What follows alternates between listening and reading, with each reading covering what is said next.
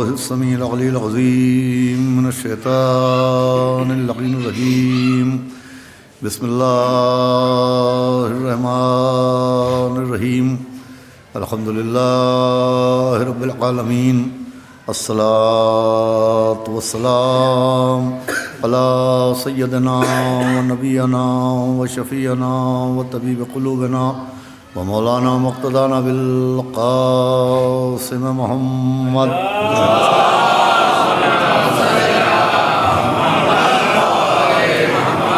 آلہ الطیبین الطاہرین المعصومین ولعنۃ اللہ علی اعدائہم اجمعین من یومنا ھذا الی یوم الدین. اما بعد فقد قال اللہ سبحانہ تبارک و تعالی فی القرآن المجید والفرقان الحمید. بسم اللہ الرحمن الرحیم. لقد یسرنا القرآن للذکر فہل من مدکر. صلوات پڑھ دے محمد.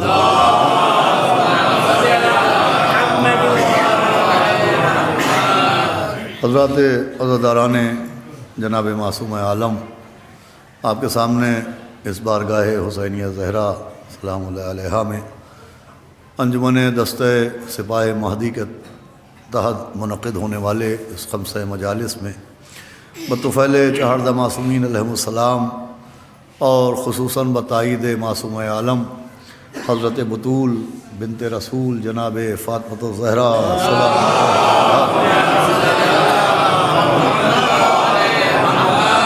آج یہ آخری مجلس، آخری تقریر ہے، اور میں روزانہ آپ کی خدمت میں ان مجالس کو سورہ قمر کی جس آیہ کریمہ کی روشنی میں گفتگو کرنے کا شرف حاصل کر رہا ہوں. اس پہ خداوند عالم نے بہت مختصر سے لفظوں میں قرآن کی جانب ایک دعوت دی ہے اور مختصر سا تعارف قرآن پیش کیا ہے. تعارف قرآن یہ ہے کہ لقد یسرنا القرآن للذکر، کہ ہم نے ذکر کے لیے اس قرآن کو آسان قرار دیا. اور فہل میں مدکر، کہ تم میں کوئی ہے جو اس قرآن سے نصیحت حاصل کرے. یہ بات میں روزانہ عرض کر رہا ہوں کہ قرآن کی تلاوت یقیناً سبب اجر و ثواب ہے، لیکن صرف تلاوت کے لیے قرآن نازل نہیں ہوا، بلکہ قرآن میں جو واقعات بیان ہوئے، جو قصے بیان ہوئے، جو پیغمبروں کے معجزے بیان ہوئے، جو گزری ہوئی قوموں کے حالات بیان ہوئے، ان کا مقصد یہ ہے کہ ہم ان واقعات قرآن پر غور کریں اور سمجھنے کی کوشش کریں کہ آخر ان واقعات کے ذریعے قرآن ہمیں کیا نصیحت دے رہا ہے. تو قرآن میں بسم اللہ سے والناس تک مسلسل نصیحتیں ہی نصیحتیں ہیں، اور دو نصیحتیں جن پر میں نے 4 دن تقریر کی بہت وضاحت کے ساتھ ہیں. ایک یہ کہ اللہ کی رحمت سے مایوس نہیں ہونا چاہیے، اور دوسرے یہ کہ عذاب خدا سے بے خوف نہیں ہونا چاہیے. تمام تر واقعات میں آپ کو مسلسل یہ نصیحتیں ملیں گی، لیکن اس کے ساتھ ساتھ جب آپ قرآن پر غور کریں تو قرآن نے تلاوت سے زیادہ تدبر پر زور دیا ہے، تلاوت سے زیادہ تفکر پر زور دیا ہے، قرآن کو سمجھنے پر زور دیا گیا ہے، تعقل کے ساتھ قرآن پڑھنے کا حکم دیا گیا ہے، تفکر کے ساتھ قرآن پڑھنے کا حکم دیا گیا ہے. اور اس لیے کہ اس میں بھی ایک نصیحت ہے. نصیحت یہ ہے کہ وہ دین جس کا قانون و اصول بنا کے قرآن کو نازل کیا گیا، وہ دین صرف اقرار زبان کا نام نہیں ہے بلکہ عرفان کا نام ہے. قرآن دین صرف لقلقہ زبانی کا نام نہیں ہے، صرف اقرار کا نام نہیں ہے، بلکہ دین عرفان کا نام ہے. میں بچوں کے لیے عرض کروں، اقرار کا مطلب ماننا سمجھیے، وہ عرفان کا مطلب پہچاننا سمجھیے. قرآن میں جو ہمیں نصیحتیں دی جا رہی ہیں، ان نصیحتوں میں ایک نصیحت یہ بھی ہے کہ دین سے ماننے کا نام نہیں ہے. اللہ کو صرف ماننا کافی نہیں ہے، نبیوں کو صرف ماننا کافی نہیں ہے، رسولوں کو صرف ماننا کافی نہیں ہے، اماموں کو صرف ماننا کافی نہیں ہے، بلکہ پہچاننا بھی ضروری ہے. لیکن ماننے کے ساتھ یہ جو تصور ہے کہ ہم اللہ کو مانتے ہیں بس، وہ ہم نبی کو مانتے ہیں بس، وہ ہم اماموں کو مانتے ہیں بس، دین میں صرف ماننے کا حکم نہیں ہے. اور اس کی بیان دلیل یہ ہے کہ یہ حدیث قدسی ہم بچپن سے پڑھتے بھی ہیں اور سنتے بھی ہیں کہ کن تو کنز المخفیہ، کہ اعلان ہوا کہ میں چھپا ہوا خزانہ تھا۔ اب آگے میں آپ سے پوچھتا ہوں کہ آگے کیا کہا گیا؟ کہ میں چھپا ہوا خزانہ تھا، میں نے چاہا کہ میں مانا جاؤں، کہ نہیں میں نے چاہا کہ میں پہچانا جاؤں۔ صلوات بھیجے محمد وآل محمد۔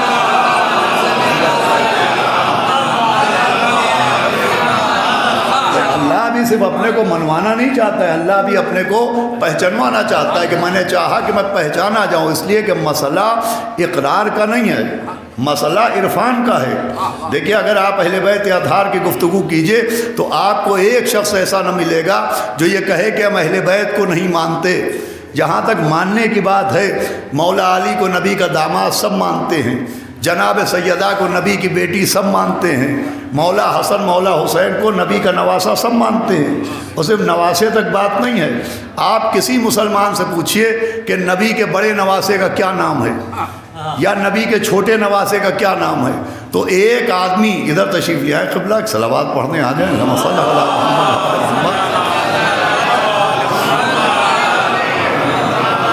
بھائی آپ کسی فرقے سے، کسی گروہ مسلمین سے پوچھیں کہ نبی کے بڑے نواسے کا کیا نام ہے یا نبی کے چھوٹے نواسے کا کیا نام ہے، تو آپ کو کوئی یہ جواب نہیں دیتا کہ خلیفہ حسن یا خلیفہ حسین۔ آپ جس سے پوچھئے وہ کہتا ہے امام حسن امام حسین۔ صلوات بھیجے محمد وآل محمد۔ جہاں تک ماننے کی بات ہے، بھائی مولا علی کو نبی کا داماد سب مانتے ہیں، جناب سیدہ کو نبی کی بیٹی سب مانتے ہیں، مولا حسن مولا حسین کو نبی کا نواسہ سب مانتے ہیں، آیے تطہیر اہل بیت کی شان میں نازل ہوئی سب مانتے ہیں، آیے مودت میں ان کی مودت کا حکم دیا گیا سب مانتے ہیں، آیے مباہلہ میں ان کو پیش رکھا گیا یہ سب مانتے ہیں، نبی نے فرمایا حب علی عبادہ یہ سب مانتے ہیں، ذکر علی عبادہ یہ سب مانتے ہیں، نبی نے کہا فاطمۃ بضعۃ منی یہ سب مانتے ہیں، نبی نے کہا فاطمۃ قلبی یہ سب مانتے ہیں، نبی نے فرمایا الحسن والحسین سیدہ شباب اہل الجنہ یہ سب مانتے ہیں، نبی نے کہا یا حسن انت امام یبن الامام انت السید یبن السید یہ سب مانتے ہیں، نبی نے کہا حسین منی وانا من الحسین یہ سب مانتے ہیں۔ ایک کلمہ پڑھنے والا ایسا نہیں جو کہے ہم اہل بیت کو نہیں مانتے۔ اب نبی کی حدیث بھی سب مانتے ہیں کہ نبی نے فرمایا کہ میری امت میں 73 فرقے ہوں گے جس میں سے ایک جنت جائے گا۔ سوال یہ اللہ کو سب مانتے ہیں جنت میں ایک کیوں جائے گا؟ نبی کو سب مانتے ہیں جنت میں ایک کیوں جائے گا؟ اہل بیت کو بھائی کیا سن رہے ہیں آپ؟ اہل بیت کو سب مانتے ہیں جنت میں ایک کیوں جائے گا؟ تو نبی کی آواز آئے گی ماننے والا جنت میں نہیں جائے گا، پہچاننے والا جنت۔ محمد والے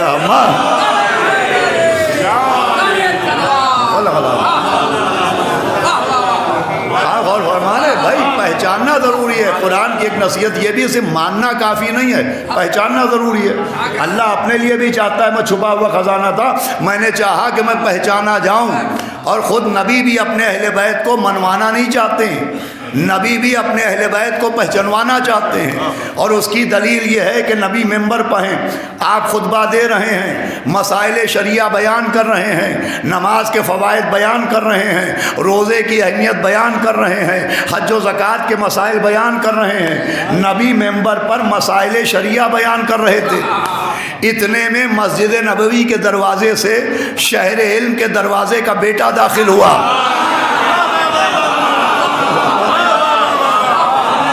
شہر علم کے دروازے کا بیٹا مسجد کے دروازے سے داخل ہوا، نواسہ نانا کو دیکھ کے دوڑا، ابا کا دامن پیروں کو قبلہ سمجھ کے لپٹ گیا، فرش مسجد نے جسد امامت کے بوسے لیے۔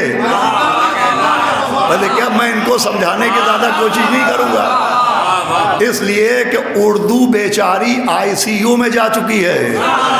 صلوات بھیجے محمد وآل محمد۔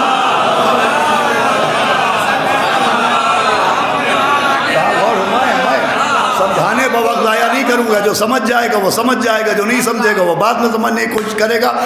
فرش مسجد نے جس نے امامت کے بوسے لیے، نبی ممبر پر بیٹھے شریعت کے مسائل بیان کر رہے ہیں، نماز کی فضیلتیں بیان کر رہے ہیں، روزے کے احکام بیان کر رہے ہیں، حج و زکوٰۃ کی باتیں بیان کر رہے ہیں، اطاعت والدین کی اہمیت بیان کر رہے ہیں، بیان کر رہے تھے شریعت کے مسائل، سامنے آ گیا مرکز فضائل، نبی بیان کر رہے تھے شریعت کے مسائل، سامنے آ گیا مرکز فضائل، تو نبی نے خطبے کو روکا، ممبر سے اترے، حالانکہ جو سامنے مجمع تھا وہ بڑا وی آئی پی مجمع تھا، اصحاب کرام کا مجمع تھا۔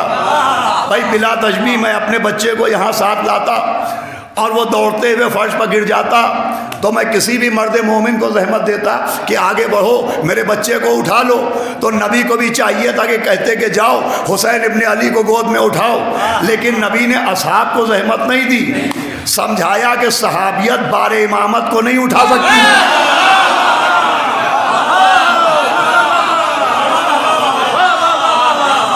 نبی خود ممبر سے اترے، مولا حسین کو گود میں لیا، ممبر پر آئے، ہاتھوں پر بلند کیا، فرمایا حاضر حسینو فارفو، صلوات بھیجے محمد علیہ۔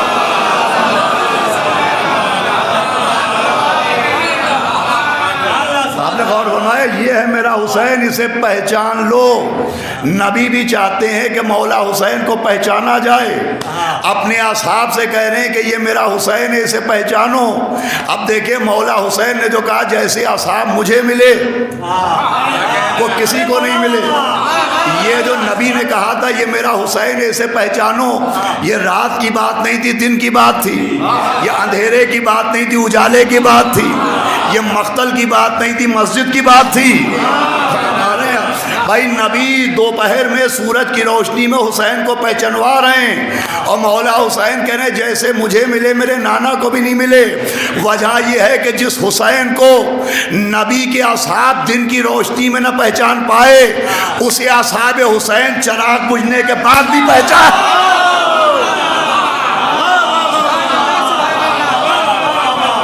صلوات پڑھے محمد والے محمد۔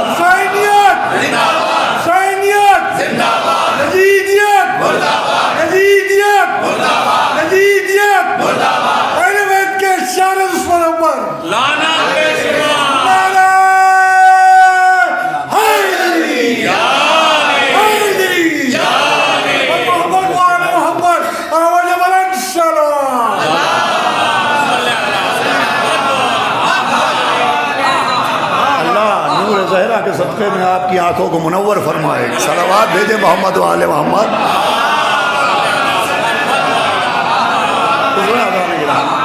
بھائی مولا حسین کو نبی منوانا نہیں چاہتے، پہچانوانا چاہتے ہیں۔ اور پھر وہ غدیر کا واقعہ جو تمام علماء نے اپنی کتابوں میں لکھا، غدیر میں بھی نبی مولا علی کو منوانا نہیں چاہتے تھے، غدیر میں بھی نبی مولا علی کو پہچانوانا چاہتے تھے۔ اگر منوانا ہوتا تو صرف اتنا کہتے ھذا علی مولا، کہ یہ علی مولا ہے، لیکن چونکہ پہچانوانا تھا لہذا بات یہاں سے شروع کی کہ اللہ مولایا، اللہ میرا مولا ہے، انا مولا المومنین، میں مومنین کا مولا ہوں، من کنت مولا ہو فھذا علی مولا، جس کا میں مولا اس کا یہ علی مولا۔ بھائی لفظ مولا علی کے لیے بھی استعمال کیا، لفظ مولا اپنے لیے بھی استعمال کیا، لفظ مولا اللہ کے لیے بھی استعمال کیا، تاکہ اب مولا کے جو بھی معنی سمجھو،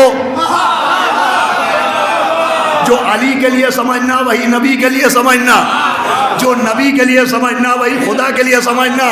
مجھے یہاں مرحوم طاہر ولی صاحب کی ایک بات یاد آتی ہے، فرماتے تھے کہ مولا کے معنی 52 نہیں 52,000 ہوں گے۔ بھائی لوگ کہتے ہیں مولا کا یہ معنی، مولا کا وہ معنی، آخری آدمی تک۔ مرحوم طاہر ولی صاحب فرماتے تھے مجھے یہ نہ بتاؤ کہ مولا کے کتنے معنی ہیں، مجھے یہ بتاؤ کہ بخشن کے کئے معنی ہیں۔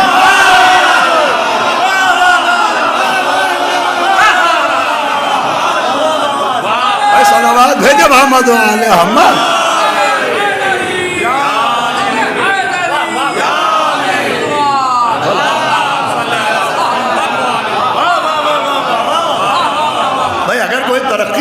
تو مبارکباد کیوں دی گئی تھی، ہے نا؟ تو نبی نے بھی وہاں منوایا نہیں پہچنوایا ہے۔ ایک تو لفظ مولا، اللہ مولایا انا مولا المومنین من کنتو مولا ہو فہذا علی مولا، اور پھر لفظ کنتو من کنتو مولا۔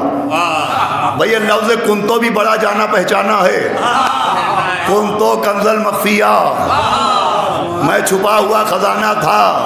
نبی نے کہا کنتو نبیًا آدمہ بین الماء والتین، میں اس وقت بھی نبی تھا جب آدم آب و گل کے درمیان تھے۔ پھر وہی لفظ کنتو یہاں بھی آیا، من کنتو مولا ہو، جس کا میں مولا۔ اب ہم نے پوچھا یہ کس کے مولا ہیں؟ تو تاریخ و تفسیر نے بتایا کہ یہ آدم کے مولا ہیں، یہ نوح کے مولا ہیں، یہ ابراہیم کے مولا ہیں، یہ موسیٰ کے مولا ہیں، یہ عیسیٰ کے مولا ہیں۔ جس کا میں مولا، اس کے علی مولا۔ تو نبی آدم کے مولا تو علی آدم کے مولا، نبی نوح کے مولا تو علی نوح کے مولا، نبی ابراہیم کے مولا تو علی ابراہیم کے مولا، نبی موسیٰ کے مولا تو علی موسیٰ کے مولا، نبی عیسیٰ کے مولا تو علی عیسیٰ کے مولا۔ اب جب فضائل کا سمندر جاری ہوتا ہے، مومنین کا ذہن وجدان میں آتا ہے، تو اکثر نوجوان یہ نعرے بھی لگاتے ہیں کہ آدم کا مولا، نوح کا مولا، ابراہیم کا مولا، موسیٰ کا مولا، عیسیٰ کا مولا۔ ارے یہ نعرے بتاتے ہیں کہ یہ جو فرش پر بیٹھے ہیں یہ ماننے والے نہیں بیٹھے ہیں، پہچانے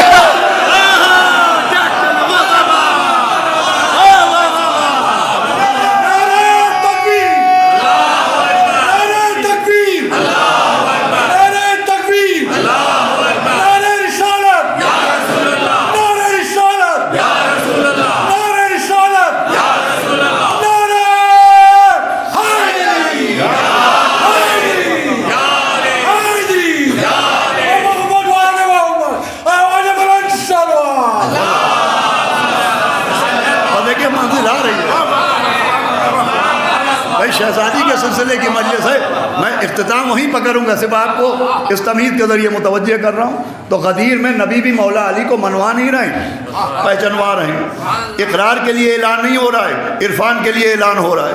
اور پھر خود مولا علی بھی اپنے آپ کو منوانا نہیں چاہتے ہیں، مولا علی بھی اپنے کو پہچنوانا چاہتے ہیں۔ آپ دلیل پوچھے تو دلیل یہ ہے کہ جنگ خیبر، مجھے پوری جنگ نہیں پڑھنا، صرف ایک واقعہ سنانا ہے۔ تہذیب المتین فی تاریخ امیر المومنین میں یہ واقعہ موجود ہے کہ جب مولا علی جنگ خیبر میں میدان میں نکلے اور آپ نے پتھر پہ علم گاڑا، تو قلعہ قموس کے اوپر ایک یہودی عالم بیٹھا تھا جو تورات کی تلاوت کر رہا تھا۔ بھائی تہذیب المتین مولانا شمیم صاحب فی تاریخ امیر المومنین بڑی مستند کتاب ہے، اس میں یہ واقعہ موجود ہے کہ جب مولا علی نے پتھر پہ علم گاڑا تو وہ تورات پڑھ رہا تھا، ایک یہودی عالم۔ جیسے ہی مولا علی نے پتھر پہ علم گاڑا، اس نے تورات کے اوراق پلٹنا شروع کیے۔ ایک مرتبہ وہ تورات کو دیکھتا تھا، پھر مولا علی کو دیکھتا تھا، تورات کو دیکھتا تھا، مولا علی کو دیکھتا تھا۔ یہودی تھا مگر قسمت کا دھنی تھا، یہودی تھا مگر قسمت کا دھنی تھا۔ قبلہ یہ جملہ آپ کی نظر کر رہا ہوں، یہودی تھا مگر قسمت کا دھنی تھا۔ ارے تورات بھی دیکھ رہا تھا، قرآن بھی دیکھ رہا۔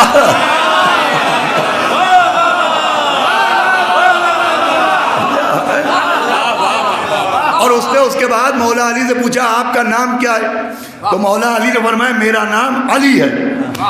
ایک یہودی عالم نے جب مولا علی سے نام پوچھا تو مولا علی نے کہا میرا نام علی ہے۔ اس نے تورات کے اوراق پلٹے اور کہا یہودیوں تمہاری خیر نہیں ہے، اس لیے کہ اب وہ آیا ہے جس کا قصیدہ تورات میں موجود ہے، جس کا ذکر تورات میں موجود ہے۔ مولا علی آگے بڑھے، قلعے سے مرحب نکلا، مرحب کے سامنے مولا علی نے فرمایا میری ماں نے میرا نام حیدر رکھا ہے۔ دیکھیں عالم سے اپنا نام علی بتایا، حیدر نہیں۔ تو ہے کہ نہیں، عالم سے اپنا نام علی بتایا، حیدر نہیں۔ مرحب سے اپنا نام حیدر بتایا، علی نہیں۔ کیوں؟ اس لیے کہ نام علی تورات میں موجود تھا۔ مرحب سے نام بتایا حیدر، اس لیے کہ مرحب کی ماں نے خواب دیکھا تھا کہ ایک شیر نے مرحب کو 2 ٹکڑے کر دیا ہے، تو اس نے کہا تھا جس کا نام حیدر ہو اس سے نہ لڑنا۔ بھائی عالم سے اپنا نام علی بتایا، حیدر نہیں، مرحب سے اپنا نام حیدر بتایا، علی نہیں۔ عالم سے وہ بتایا جو اس کے علم میں تھا۔ کیا سن رہے ہیں؟ عالم سے وہ بتایا جو اس کے علم میں تھا، مرحب سے وہ بتایا جو اس کے دل میں تھا۔ میں سمجھایا، میں منوانے نہیں آیا ہوں، پہچانوانے آیا ہوں۔ جس کو ہر علم کی خبر ہو اسے علی کہتے ہیں، جسے خوابوں کی خبر ہو اسے حیدر کہتے ہیں۔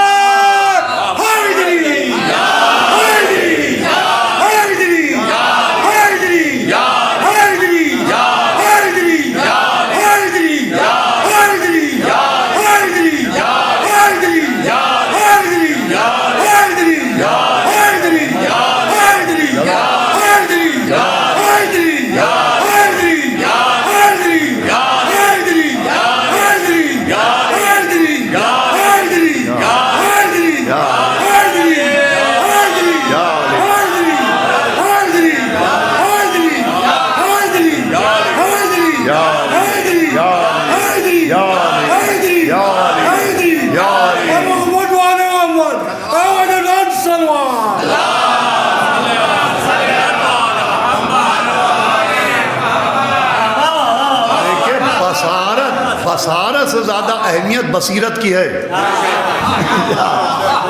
بصارت سے زیادہ اہمیت بصیرت کی ہے۔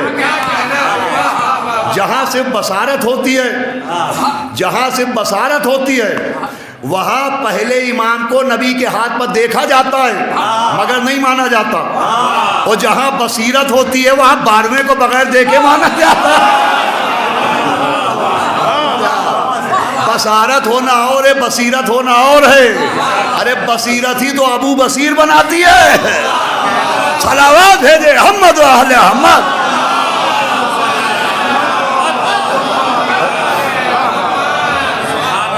تو عزیزو اقرار کے ساتھ عرفان ضروری ہے۔ یہ کہتا ہم مانتے ہیں تو ماننا کافی نہیں ہے، پہچاننا ضروری ہے۔ اگر صرف ماننے پر نجات ہوتی، بس تمہید تمام ہوئی، اگر صرف ماننے پر نجات ہوتی تو مکے کا کوئی بھی کافر ہی نہ رہ جاتا۔ اس لیے کہ جب تک پیغمبر اسلام نے اعلان نہیں کیا تھا، آپ مجھے ایک کافر کا نام بتائیے جو نبی کو صادق نہ مانتا ہو، جو نبی کو امین نہ مانتا ہو، جو نبی کو شریف نہ مانتا ہو، جو نبی کو نجیب نہ مانتا ہو۔ بھائی جب تک پیغمبر نے اعلان اسلام نہیں کیا تھا، سارے کفار قریش نبی کو امین بھی مان رہے ہیں، نبی کو شریف بھی مان رہے ہیں، سفر پر جاتے ہیں امانتیں نبی کے پاس رکھواتے ہیں، جھگڑے ہوتے ہیں فیصلے نبی سے کرواتے ہیں، تو وہ نبی کو صادق بھی مانتے تھے، عادل بھی مانتے تھے، امین بھی مانتے تھے، شریف بھی مانتے تھے۔ بھئی جتنے بھی کفار تھے وہ نبی کو صادق و امین، نجیب و شریف مان رہے ہیں، لیکن صرف نجیب و شریف ماننے والوں کو اللہ مسلمان نہیں مان رہا ہے۔ بھئی توجہ ہے کہ نہیں؟ مجھے بتائیے، انہوں نے کفار نے نبی کو شریف بھی مانا، نجیب بھی مانا، عادل بھی مانا، صادق بھی مانا، مگر وہ مسلمان نہیں مانے گئے۔ کیوں؟ کہ سب کچھ مانا، اللہ کا رسول نہیں مانا۔ آپ سب کچھ مانا، اللہ کا رسول نہ مانا، تو صرف اللہ کا رسول نہ ماننے کی وجہ سے 99% ماننا کام نہیں آیا۔ کیوں؟ بس سنیے گا عزیزو، چاہے جیسے سنیے گا۔ اس کی وجہ یہ ہے کہ صادق ہونا نبی کی فضیلت ہے، امین ہونا نبی کی فضیلت ہے، شریف ہونا نبی کی فضیلت ہے، نجیب ہونا نبی کی فضیلت ہے، مگر رسول ہونا حق ہے۔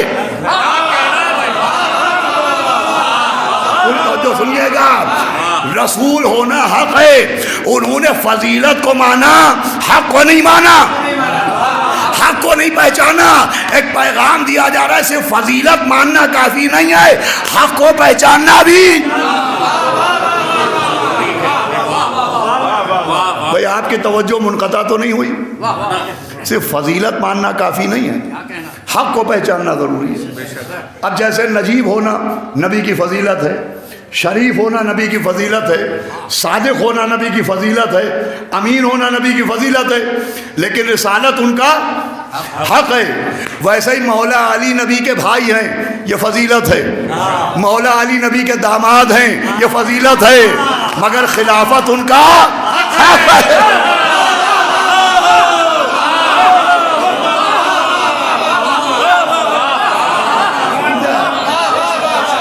خلافت ان کا حق ہے۔ تو اب جیسے نبی کے لیے یہ نہیں دیکھا جائے گا کہ صادق مانا کہ نہیں مانا، امین مانا کہ نہیں مانا، پوچھا جائے گا رسالت ان کا حق ہے، پہچانا کہ نہیں پہچانا۔ ویسے ہی مولا علی کے لیے نہیں پوچھا جائے گا نبی کا بھائی مانا کہ نہیں مانا، پوچھا جائے گا خلافت ان کا حق تھا۔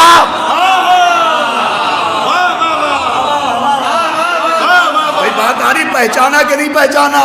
اب جیسے بس اب آج کی گفتگو کو مربوط کرتا ہوں، جیسے صادق ہونا نبی کی فضیلت ہے، امین ہونا نبی کی فضیلت ہے، مگر رسالت ان کا حق ہے۔ نبی کا بھائی ہونا مولا علی کی فضیلت ہے، داماد ہونا ان کی فضیلت ہے، مگر خلافت ان کا حق ہے۔ ویسے ہی جناب سیدہ نبی کی بیٹی ہیں، یہ فضیلت ہے، وہ صدیقہ ہیں، یہ فضیلت ہے، وہ طاہرہ ہیں، یہ فضیلت ہے، وہ بطول ہیں، یہ فضیلت ہے، مگر باغ فدات ان کا حق ہے۔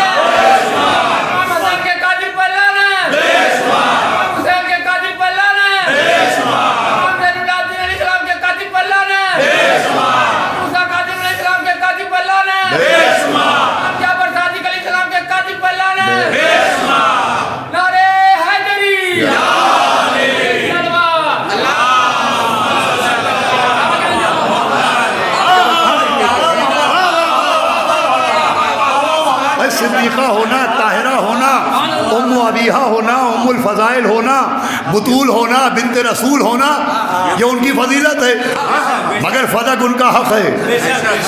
تو یہ نہیں پوچھا جائے گا کہ بنت رسول مانا کہ نہیں مانا، بطول مانا کہ نہیں مانا، طاہرہ مانا کہ نہیں مانا، پوچھا جائے گا فدق ان کا حق تھا، پہچانا کہ نہیں پہچانا۔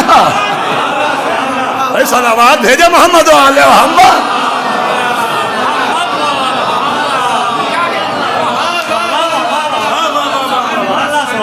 خود سیدہ بھی جو دربار میں گئی تھی، اپنے حق کے لیے گئی تھی نا، بھائی حق کی کتنی اہمیت ہے، اپنے حق کے لیے گئی تھی، وہاں اپنے کو منوانے نہیں گئی تھی، وہاں بھی وہ اپنے کو پہچانوانے گئی تھی۔ علماء کرام بیٹھے ہوئے، جناب سیدہ جب پہنچی اپنے حق کے لیے، تو جب جناب سیدہ نے دعویٰ کیا کہ فدق میرے بابا نے مجھے ہبہ کیا ہے، تو ادھر سے ایک جھوٹی حدیث سنائی گئی کہ نہ نبی کسی کے وارث ہوتے ہیں نہ کسی کو وارث بناتے ہیں۔ سنائی گئی حدیث، جھوٹی حدیث، میں نے اشارہ کیا تھا کل یا پرسوں، جناب سیدہ نے جواب میں سنانا شروع کی قرآن کی آیتیں، ادھر سے سنائی گئی حدیث، جھوٹی حدیث، ادھر سے سیدہ نے سنائی قرآن کی آیتیں کہ اگر نبی کا وارث نہیں ہوتا تو حضرت سلیمان نبی تھے، حضرت داؤد بھی نبی تھے، حضرت سلیمان داؤد کے وارث کیسے ہو گئے، جناب یحییٰ زکریا کے وارث کیسے ہو گئے۔ سیدہ نے سنانا شروع کی قرآن کی آیتیں۔ اب دیکھیں جناب سیدہ چاہتی تو جھوٹی حدیث کا جواب سچی حدیث سے دے سکتی تھی، اس لیے کہ جو قرآن کی گود میں پلی ہو،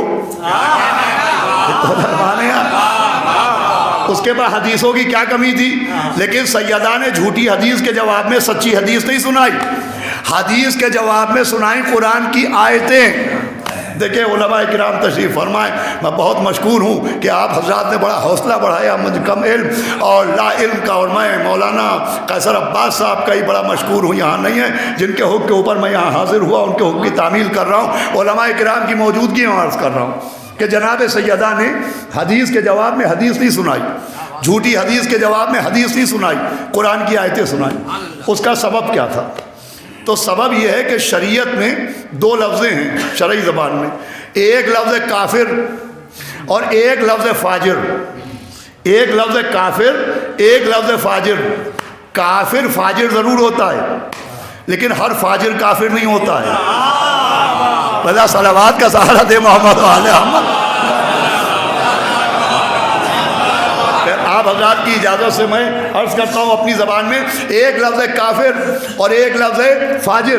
کافر کہتے ہیں انکار کرنے والے کو اور فاجر کہتے ہیں گناہ کرنے والے کو. کافر و فاجر کا فرق کیا ہے؟ کافر و فاجر کسے کہتے ہیں؟ تو ایک شخص اگر یہ کہے کہ صاحب نماز واجب ہی نہیں ہے، نماز پڑھنا ہی نہیں چاہیے، نماز کی کوئی اہمیت ہی نہیں ہے، نماز کی کوئی ضرورت ہی نہیں ہے، تو شریعت کہتی ہے کافر ہے. ایک آدمی کھلم کھلا تارک الصلاۃ ہے، نماز کا انکار کر رہا ہے، وہ کہہ رہا ہے نماز واجب ہی نہیں، نماز پڑھنا ہی نہیں چاہیے، نماز کی ضرورت ہی نہیں، شریعت کہتی ہے کافر ہے. ایک آدمی نماز کے واجب ہونے کا قائل ہے لیکن کاہلی کی وجہ سے پابندی سے پڑھتا نہیں ہے. بھائی صلوات بھیجے محمد والے محمد.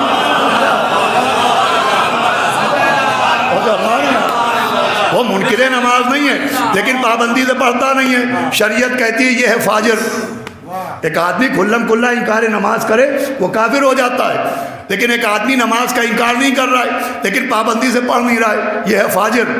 ایک شخص کہتا ہے روزہ رکھنا ہی نہیں چاہیے، روزہ واجب ہی نہیں ہے، روزے کی ضرورت ہی نہیں ہے، ماہ رمضان میں روزے ہی نہیں ہیں، شریعت کہتی ہے کافر. جو کھلم کھلا روزے کا انکار کرے روزے کے واجب ہونے کا وہ ہوگا کافر. مگر ایک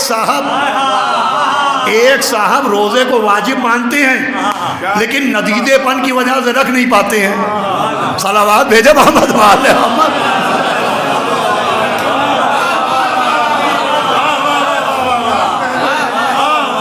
ایمان کی آواز آتی ہے تو اونچا سننے لگتے ہیں اور میدا صدا دیتا ہے تو فوراً سننے لگتے ہیں. صلوات بھیجے محمد والے محمد.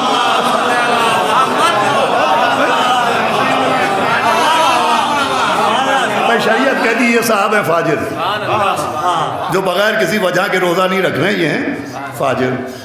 ایک صاحب کہتے ہیں حج ہے ہی نہیں، حج واجب ہی نہیں ہے، حج کرنا ہی نہیں چاہیے، شریعت کے لیے کافر ہے. اور ایک کے اوپر حج واجب ہے مگر کنجوسی کی وجہ سے یا کسی اور وجہ سے وہ جا نہیں رہا ہے، شریعت کہتی ہے فاجر. فاجر کا مطلب گناہگار سمجھ لیجئے. ایک ہوتا ہے کافر، ایک ہوتا ہے گناہگار. جو نماز کا انکار کرے وہ کافر، جو روزے کا انکار کرے وہ کافر، جو حج و زکوٰۃ و خمس کا انکار کرے وہ کافر، مگر جو انکار نہ کرے عمل نہ کرے وہ کہلاتا ہے فاجر. مجھے بتائیے اس کا سبب کیا ہے؟ تو اس کا ایک سبب عزیزوں یہ ہے کہ نماز کا واجب ہونا قرآن سے ثابت ہے اور روزے کا واجب ہونا قرآن سے ثابت ہے، حج کا واجب ہونا بھائی میری بات اگر نہ پہنچی تو میری محنت بیکار.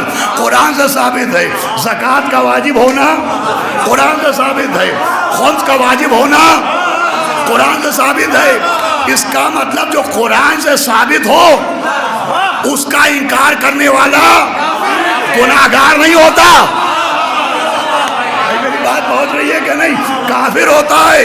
جو قرآن سے ثابت ہو اس کا منکر گناہگار نہیں ہوتا، کافر ہوتا ہے. نماز کا واجب ہونا قرآن سے ثابت ہے، روزے کا واجب ہونا قرآن سے ثابت ہے، حج و زکوٰۃ کا واجب ہونا قرآن سے ثابت ہے.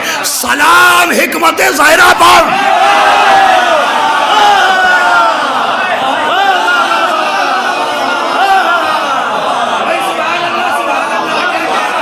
نتیجہ آ گیا. سلام حکمت زہرا پر. جناب زہرا نے اپنے حق کو حدیثوں سے ثابت نہیں کیا، قرآن سے ثابت کیا کہ جس قرآن سے نماز کا واجب ہونا ثابت، روزے کا واجب ہونا ثابت، حج کا واجب ہونا ثابت. سیدہ نے آیتیں سنا کے سمجھایا کہ میرا حق بھی قرآن سے ثابت ہے. بھائی اپنے حق کو قرآن ثابت کر کے کہا. اب غور سے دیکھو یہ جو فدق کا انکار کر رہا ہے یہ گناہگاروں میں نہیں ہے، کافر ہے.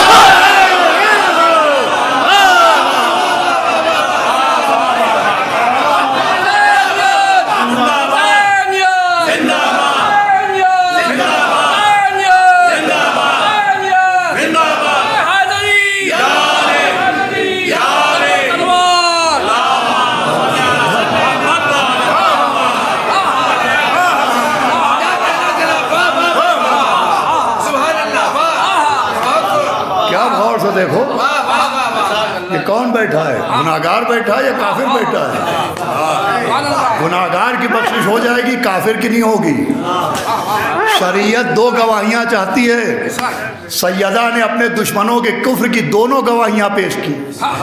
پہلی گواہی قرآن سے اپنا حق ثابت کر کے پیش کی ہے، دوسری گواہی دشمنوں کو سلام کا جواب نہ دے کے ثابت کی۔ لیکن جواب سلام مسلمان کے لیے ہے، کافروں کے لیے نہیں۔ صلوات بھیجے محمد و آل محمد۔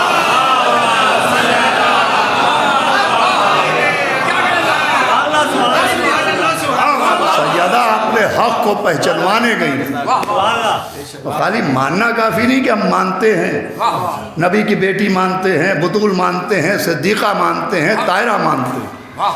ماننے کی بات نہیں، پہچاننے کی بات ہے کہ پہچانو۔ اللہ ہمارے ان علماء کرام کے سر پہ سایہ رحمت رکھے جنہوں نے عزائے فاطمیہ کی مجالس کو فروغ دیا ہے۔ وہ تمام منتظمین مجالس، وہ تمام علماء اور تمام مومنین جو بیٹھے، یہ ایک نصرت زہرا ہے۔ یہ مجلسیں بھی جناب سیدہ کی فضیلت سمجھانے کے لیے نہیں ہیں، ان کے حق کو پہچانوانے کے لیے ہیں کہ ملت مسلمہ گمراہی کے اندھیرے سے نکلے، کوشش کرے۔ ہمارے علماء نے جو لکھا ہے وہ اپنی جگہ ہے، اپنے علماء کو دیکھا جائے۔ بھئی حق تو سب کی کتابوں میں موجود ہے۔ بخاری شریف جیسی معتبر مانے جانے والی کتاب، اس میں باب مناقب موجود ہے، اور باب مناقب میں 2 جگہ جناب سیدہ کے مناقب نقل ہیں۔ سب کے مناقب ایک ایک جگہ ہیں، لیکن سیدہ کے باب مناقب میں 2 جگہ یہ حدیثیں موجود ہیں کہ سیدہ میرا ٹکڑا ہے، سیدہ میرا جز ہے۔ نبی نے فرمایا جس نے اسے اذیت دی اس نے مجھے اذیت دی، جس نے اسے ناراض کیا اس نے مجھے ناراض کیا۔ میں ملت مسلمہ سے گزارش کروں گا کہ بخاری شریف کی باب مناقب کی ان حدیثوں کو پڑھیے۔ نبی نے فیصلہ کر دیا کہ جس نے سیدہ کو ناراض کیا اس نے مجھے ناراض کیا۔ بخاری میں یہ بھی ہے کہ جس نے سیدہ کو ناراض کیا اس نے مجھے ناراض کیا، اور بخاری میں یہ بھی ہے کہ کس نے سیدہ کو ناراض کیا۔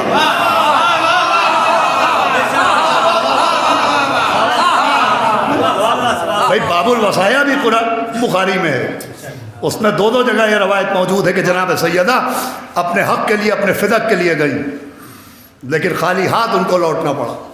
اسی بخاری شریف میں یہ ہے کہ جناب سیدہ نے اس کے بعد کلام نہیں کیا حتیٰ کہ دنیا سے چلی گئی، اور مولا علی نے ان کو رات کے اندھیرے میں دفن کیا۔ ملت مسلمہ کو کوشش کرنا چاہیے۔ دیکھیے اتحاد کسے کہتے ہیں؟ دوستی اسے کہتے ہیں۔ اتحاد صرف یہ نہیں ہے کہ ہم دنیا میں ہاتھ ملاتے رہیں، دنیا میں ایک ساتھ رہیں، اتحاد یہ ہے کہ جنت بھی ایک ساتھ جائیں۔ صلوات بھیجے محمد و آل محمد۔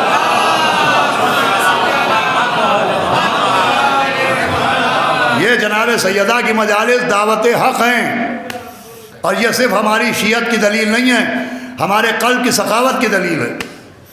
اگر یہ حقائق کسی اور کے پاس ہوتے تو تہہ خانے میں چھپ کے بیان کیے جاتے، لیکن عزائے فاطمیہ میں ان حقائق کو کھلے عام بیان اس لیے کیا جا رہا ہے کہ ہم اکیلے جنت نہیں جانا چاہتے ہیں،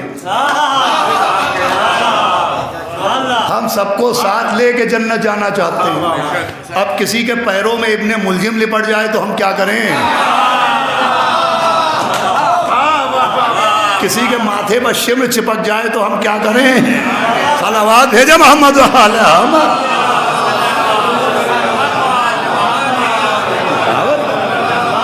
اور ملت مسلمہ کی اکثریت محب اہل بیت ہے، اہل بیت کو چاہتے ہیں، لیکن حقائق سے ان کو دور رکھا گیا ہے، حقائق کو چھپایا گیا ہے۔ ان کے حق کو پہچاننے کے لیے ان کو مجبور کیا گیا ہے کہ وہ حق کے زہرا سے دور رہیں۔ عزیزو، حق کے زہرا بھرے دربار میں حق مانگ رہی ہے۔ اس قوم کے رونے کو یہی بات بڑی ہے۔ یہ مسلسل بیان کرنے کی ضرورت ہے، اس لیے کہ پیغمبر اسلام کو دل سے چاہنے والا، پیغمبر اسلام سے دل سے محبت کرنے والا جب ان حقائق تک پہنچتا ہے تو پھر ایک انقلاب پیدا ہوتا ہے۔ چنانچہ کہیں کے بزرگ کا میں نے واقعہ سنا. کچھ لوگ رامپور کا بتاتے ہیں، کچھ لوگ لکھنؤ کا بتاتے ہیں. اصل واقعہ کہاں کا ہے یہ مجھے علم نہیں ہے، لیکن یہ تھا کہ ایک شخص غیر شیعہ نے جب یہ سنا کہ جناب سیدہ اپنا حق مانگنے گئی تھی تو وہ اپنے صاحب علم کے پاس پہنچا. وہ کہا بھئی یہ بیان کیا جا رہا تھا کہ سیدہ اپنا حق مانگنے گئیں، تو یہ واقعہ ہے کہ نہیں ہے؟ تو کہا بھئی وہ ان کی باتوں میں نہ ہو. تو کہا ہم ان کی باتوں میں نہیں جا رہے، ہم صرف یہ پوچھ رہے ہیں ہماری کتابوں میں کیا لکھا ہے کہ سیدہ دربار میں گئی تھیں کہ نہیں گئی تھی، سیدہ نے حق کا مطالبہ کیا تھا کہ نہیں کیا تھا. کہا یہ تو کتابوں میں ہے کہ وہ گئی تھیں. تو کہا جن سے مانگا انہوں نے حق دیا کہ نہیں دیا؟ کہ نہیں دیا تو نہیں تھا. تو کہا پھر تم پہ بھی لعنت ہے اور ان پر بھی لعنت ہے، اس لیے کہ اگر تمہاری بیٹی مجھ سے کچھ مانگنے آئے تو میں یہ سوچ کے دے دوں گا کہ مولوی کی بیٹی مانگ رہی ہے، اگر نہیں بھی تھا تو یہ سوچ کے دے دیتے کہ نبی کی بیٹی مانگ رہی ہے.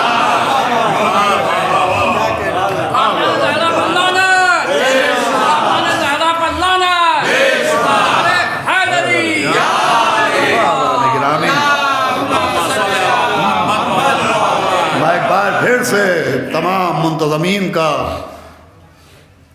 دستہ صفائے مہدی کے نوجوانوں کا، مولانا قیصر عباس صاحب اور ان کے بھائیوں، ان کے اہل خاندان کا، اور خصوصاً یہاں کے علماء کرام کا جنہوں نے حوصلہ افزائی فرمائی. شکر گزار ہوں کہ مجھے بھی اس عبادت میں شرکت کا موقع ملا. میں آپ کا شکریہ ادا نہیں کروں گا، اس لیے کہ آپ کا شکریہ حضرت حجت ادا کریں گے. آپ ان کی دادی کے غم میں شریک ہیں. کل آج پہلی ہو گئی ہے، ہمارے لکھنؤ سے روایت ہلال ثابت ہو گئی ہے کہ کل پہلی جماعت الثانی ہے. وہ دن آنے والا ہے جب اندھیری رات میں سیدہ کا جنازہ ہوتا ہے. وہ بیوی جو صبح شام اپنے بابا کہ صبح علیہ صاحب اللہ رہا، اے بابا وہ مصیبتیں پڑی کہ اگر دنوں میں پڑتی تو مثل جب تاریخ ہو جاتے. بابا آپ نے مجھے صدیقہ کہا، مجھے جھٹلایا گیا. آپ مجھے دیکھ کے اٹھ کے بلند ہو جاتے تھے، میں دن بھر دربار میں کھڑی رہی. وہ بیوی دوسری جماعت الثانی گزری، تیسری جماعت الثانیہ کو کہ صبح نمودار ہوئی تو مولا علی نے دیکھا کہ سیدہ مصلی میں بیٹھی ہوئی پہلی بار مسکرا رہی ہیں بابا کے جانے کے بعد. مولا علی نے کہا بنت رسول، جب سے آپ کے باپ دنیا سے گئے ہم نے آپ کو مسکراتے نہیں دیکھا. آج اتنے دن بعد آپ کے مسکرانے کا سبب کیا ہے؟ سیدہ نے فرمایا کہ یا علی، رات میں خواب میں بابا آئے تھے، وہ کہتے سیدہ نہ رو، ہم آپ کو لینے کے لیے آ رہے ہیں. سیدہ ہم آپ کو لینے کے لیے آ رہے ہیں. ہاں 2 یتیمائیں ہیں جنہوں نے دنیا میں جانے سے پہلے اپنے باپ کو خواب میں دیکھا. ایک مدینے میں نبی کی یتیمہ، ایک زندان میں حسین کی یتیمہ، جس نے کہا بھوبی اماں میرا بابا مجھے لینے کے لیے آیا. یہ اندھیرے کا پردہ کر دیا گیا، یہ تاریکی کا پردہ ہے. اس لیے کہ سیدہ کو حجاب بہت پسند ہے، سیدہ کو پردہ بہت پسند ہے. جناب سیدہ نے اپنے پردے کے لیے یہاں تک جناب اسما سے کہا تھا اسما مدینے میں جس طریقے سے جنازے اٹھتے ہمیں پسند نہیں، اس لیے کہ مرد ہو یا خاتون اس کی میت کو تختے پر رکھ دیتے ہیں، دور سے دیکھنے والا پہچان لیتا ہے کہ مرد کی میت ہے یا عورت کی میت ہے. میں چاہتی ہوں کہ میرا جنازہ کسی کے اوپر واضح نہ ہونے پائے. تو جناب اسما نے کہا میں افریقہ گئی تھی، وہاں ایک تابوت میں نے دیکھا کہ وہ تابوت کیسا ہوتا ہے. جناب اسما نے تابوت کی شبیہ بنائی، لیکن پہلی شبیہ جناب سیدہ کے تابوت کی جناب سیدہ کے سامنے بنائی گئی. جیسے ہی وہ شبیہ تابوت دیکھی، آواز دی اسما تو نے میرے پردے کا اہتمام کیا، اللہ تیرے پردے کو سلامت رکھے. میں کہوں گا اے کنیز کو پردے کی دعا دینے والی، ہائے شام غریبہ جہاں بیٹیوں کے سروں سے چادریں چھینی جا رہی ہے. ابھی शबीह जन्नतुल बकी की भी ज़ियारत कराई जाए। कितनी मज़लूमा बीबी है, अभी उसका जिक्र भी होगा। मैं चाहता हूँ मसाइब में कुछ वक्त लिया जाए।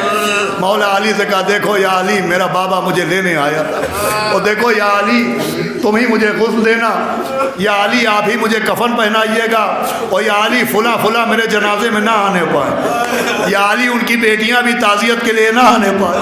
मैं अपने बाबा के पास जा रही हूँ, मैं बाबा से बताऊँगी बाबा मेरा हक छीन लिया गया, बाबा मेरा बच्चा मार डाला गया, बाबा मेरा घर जला दिया गया, बाबा मेरे शौहर के गले मेरी इस्मा बांधी गई।